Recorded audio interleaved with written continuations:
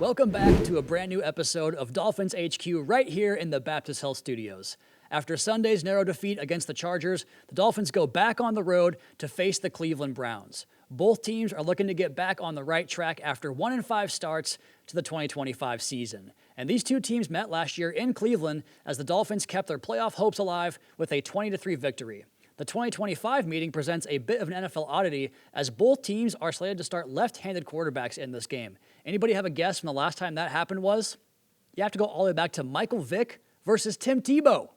And the Dolphins will look to make rookie quarterback Dylan Gabriel, the southpaw, uncomfortable with a pass rush that came to life Sunday against the Chargers. And when it comes to getting after Dolphins quarterback Tua Tagovailoa, Cleveland offers one of the best pass rushers of his generation in Myles Garrett. Tasked with slowing down Garrett and the Browns' pass rush, second-year left tackle Patrick Paul. Yeah, definitely. He's an excellent player, and I'm really excited to go against him. But yeah, you could watch him. A tackle could be in great position, and he still wins. So it's just he's a very, very good football player. So this is going to be really fun, and I'm very excited. So yeah. I am excited to bring you a tape breakdown showing you about this good-on-good matchup, Browns and Dolphins, Paul versus Garrett. And we're going to go to a clip from last year when Patrick Paul got thrown into a game against the Cleveland Browns after a Teron Armstead injury brings him into the game to face one of the game's preeminent rushers in Myles Garrett. We're going to show you a pass-blocking win here from Patrick Paul against a guy that's good for about 14 sacks every single year. He's in the Defensive Player of the Year candidate voting every single year as well.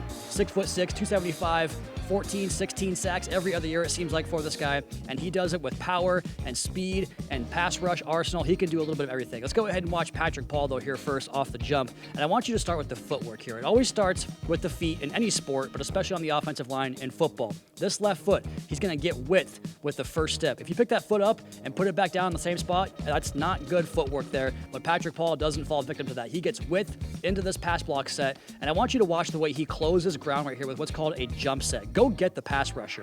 He's in this wide 9 alignment. That means he's got plenty of space out here where he can rush and use all this runway to use that speed, to use that redirect back inside. But Patrick Paul says, not so fast, my friend. I'm going to go ahead and jump set you, get on you quickly, and take you out of the play. And you're going to see Myles Garrett right here try to get the hands off of him because Patrick Paul does a great job latching on with the hands and kind of grabbing on. And once he tries to redirect right here and spin back inside, Pat says, no, thank you, sir. I'm going to go ahead and lock this thing up and make sure your spin turns into an irrelevant move and lock this thing down for a completion in this game from Huntley to Tyreek Hill. So Patrick Paul got some good reps against Garrett last year in this game against Cleveland. Myles got his reps as well, but Patrick Paul kind of got some baptism by fire in this game going up against one of the game's very best pass rushers. Let's go ahead and take a look at this dude from the Cleveland Browns, Myles Garrett, one of the best in the entire business. This guy is unreal. Again, 6'6", 275 pounds, give or take there, but his ability to get two-way goes in these wide 9 positions is what makes him so special. You're going to see the Ravens right here kind of dummy a chip block at him. Justice Hill, the running back, is going to show a little bluff to chip block, but watch the big fella basically use a Euro step to get it. I'm laughing because he just shouldn't move that way for how big he is. This little Euro step to get around him and then creates this one-on-one pass rush move against the Ravens left tackle, Ronnie Stanley, one of the best in the game as well, and just swipes the hands. I mean, this is clean as it gets for a pass rusher. Beat the running back in the fake chip, swipe the hands, angle around. Look at that little dip right there. We talked about the Patriots ghost move. This little dip, I mean, look at how he's bent to the ground right there. That he just shouldn't be able to do that. That's why he was the first pick in the draft. It's why he's a Defensive Player of the Year candidate every single year. I want to show you where Patrick Paul has taken his game to a different level this year in 2025. Going back to the Week 2 game against the Patriots here, and this is a similar pass rush move here from the edge for the Patriots. He wants to run a ghost move. What that's going to be is use his speed to get upfield and try to dip under the outside shoulder of Patrick Paul and never even engage him. He wants to just basically dummy his pass rush move into Paul and then dip underneath him. And it's going to be a different set for Patrick Paul. First, though, what do we watch? The feet. Watch the depth he gets from this kick slide. He's going to get vertical into this pass set and just be patient. I mean, we saw him take that jump set. That's kind of how this Dolphins run offense works. The pass sets often look like the run sets and allows the offensive tackles to kind of go get the pass rusher where they are. But sometimes you call vertical pass sets as well. And that's where Patrick Paul has really shown some patience and growth in the way he handles these pass rushes of these opposing edges from these other teams across the NFL. So let's go ahead and run this thing back here real quick. So here comes that little ghost move. And watch the way Pat just kind of slides into his position. He's patient. The hands are still ready to be fired out in case that guy throws this into a bull rush or a power move, but he never does. So Pat just kind of stays with it and says, you want to go around me, friend? Go ahead. I'll take you right there and ride you to the worst place to be in football for a pass rusher, behind the quarterback. You cannot threaten Tua from this position.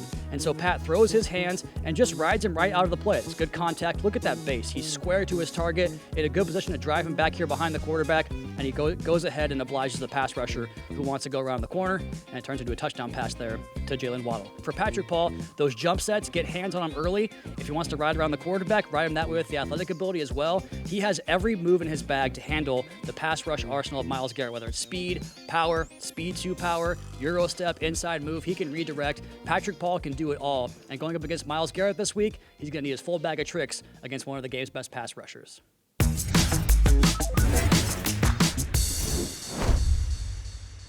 For this week's Opponent Spotlight, brought to you by Govee, we welcome in longtime friend of the show, former member of the Dolphins beat. He is Daniel Oyefusi, Browns reporter for ESPN. And Daniel, you took your talents from South Beach to Cleveland, the reverse LeBron James. How is life treating you out by the lake, man? Yeah, it's been really fun, coming on year two in Cleveland. I always say every year kind of takes on a life of its own. Last year took on a life of its own that I've never really experienced, and this year is no different. So I'm really enjoying it and I'm having fun. When you watch football for X amount of years, like you get these like cogs of certain teams that have been there forever. And for the Browns on the offensive line, Batonio, Teller, Conklin, they brought in Posick a couple off seasons ago, and one of those old dogs up front. I'm curious how that's worked for those guys and how they're performing at this stage of their career, because these guys are 31, 32 years old. Yeah, well, again, the hope was that even in their kind of veteran ages, and again, this is not, a couple years back in 2020 when a lot of these guys are, mid late 20s, they're right in the physical prime of their careers. They're a little bit older. I think that on film you are seeing a little bit of that age. First off, I actually was saying this, a couple of days ago after the Steelers game. Like I feel like a lot of people think this is going to be Joe Bitonio's last season in the NFL. The way he's looking to me, I think he could play, another 2, maybe 3 years. I thought he's looked that impressive, but as a whole, it has been a struggle. Wyatt Teller, right guard, has dealt with some injuries over the years.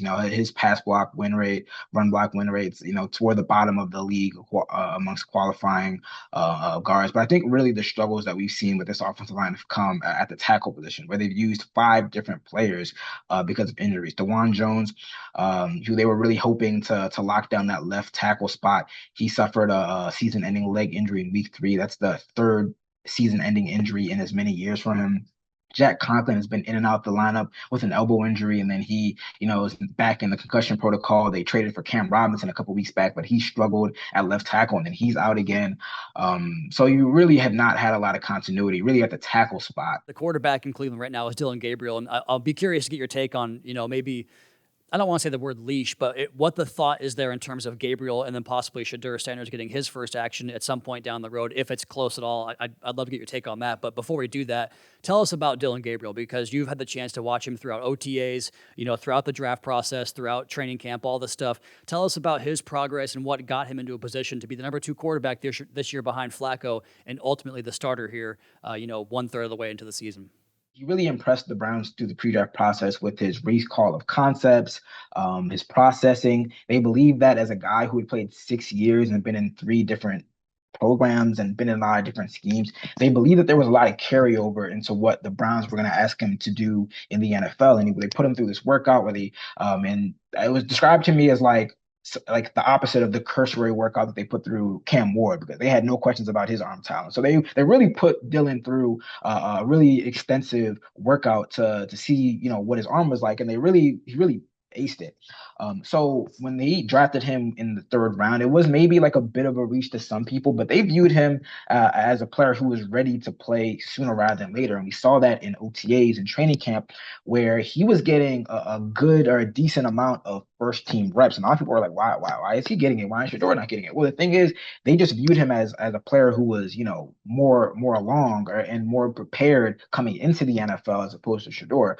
And he struggled a bit at times in training camp. He was going up against that first team defense, and that kind of lent itself to some struggles.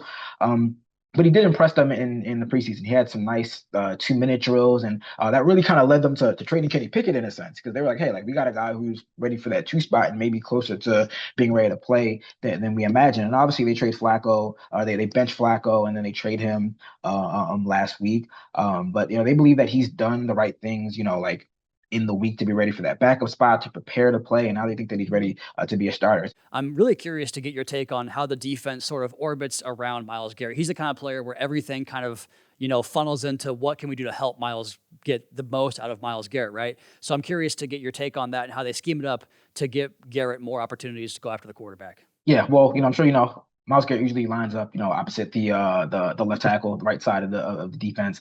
They'll move him around at times, though. They'll stunt him inside and whatnot. But a lot of times they are content, and they really built this defense, or kind of rebuilt this defense this past offseason, to take advantage of the extra attention that Myles Garrett gets. He has one of the highest double team rates in the NFL. A lot of times he's gonna see a tight end chip or engage with him, or he's gonna get the left the left guard to slide over, or whatever it may be.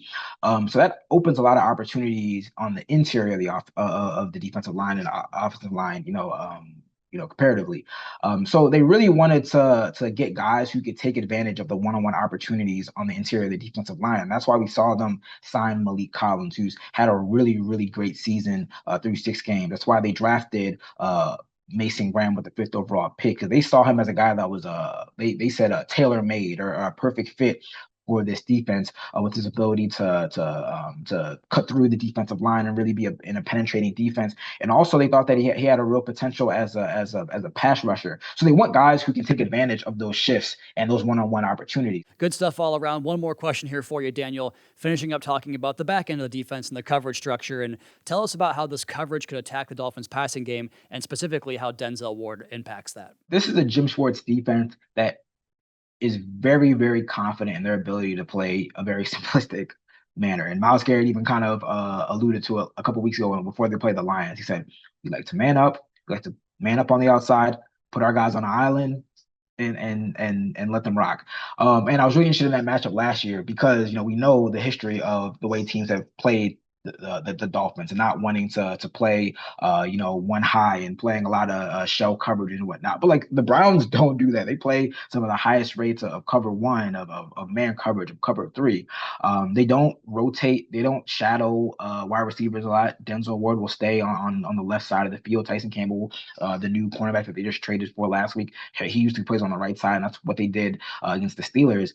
But they really feel confident in their ability to just play man coverage and rush 4, let their guys win up front, and then let their guys win on the back end as well. So I think that's a really interesting chess match. This defense has been one that's really struggled against the quick game, against misdirection. And I think that's some of like the staples of this Dolphins defense, especially the evolution of it. As we've seen the A-dot kind of drop, we've seen them use Devon Achane as a receiver more. I'm really interested in that matchup. Like, is it Schlesinger? Is it Devin Bush, who I think is more of a run stuffer than a pass coverage guy? It's a really interesting matchup because I think that on its face, the Dolphin or the Browns defense does things that opposing defense don't usually do to the Dolphins, and they do things that the Dolphins offense has over the years been equipped to take advantage of.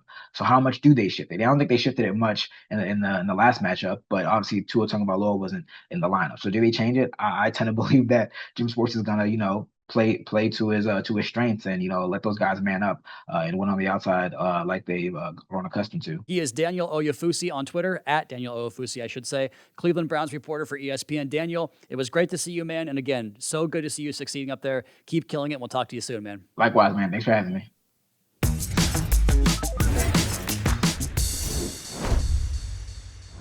Sometimes it's good for a little self-reflection. And one thing we realized here at HQ is that we love breaking down the tape and trying to teach this beautiful game that we love so much to the fans out there.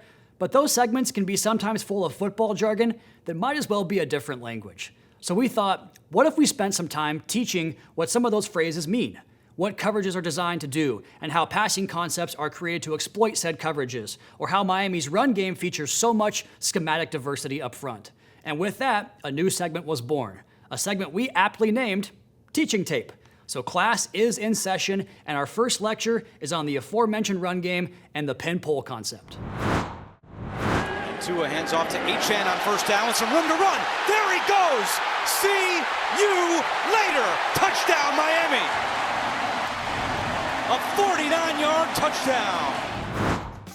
The Dolphins love their outside zone scheme, but they're going to be able to incorporate man-gap power schemes to their offense for big explosive plays, like this one here to Devon Achane, which we'll go ahead and run through for a 49-yard touchdown run, off the motion, sealed there, alley up the middle, and there goes Devon Achane for the long touchdown. Let's go ahead and take this thing back to the top and show you how Miami did it through the pin and pull concept. So there goes the motion man across the formation. And what you're going to get right here is a down block from the tight end. His responsibility is to block the outside defender on the line of scrimmage. So if you down block the edge, we're going to get a down block here from the right tackle, and the right guard is going to pull out here on the forced defender and try to kick him out, and center Aaron Brewer is going to pull into this alley and square up this defender, Jordan James, to create this alley. You're going to get a reach block here from Jonas Avayanaya, which he has to go ahead and try to hold that point to make sure he can't cross the formation. And from there, it's Devon Achane's speed versus this safety in the second level. So let's go ahead and roll the tape once again. You get your down blocks right here on the pin concept. That's a pin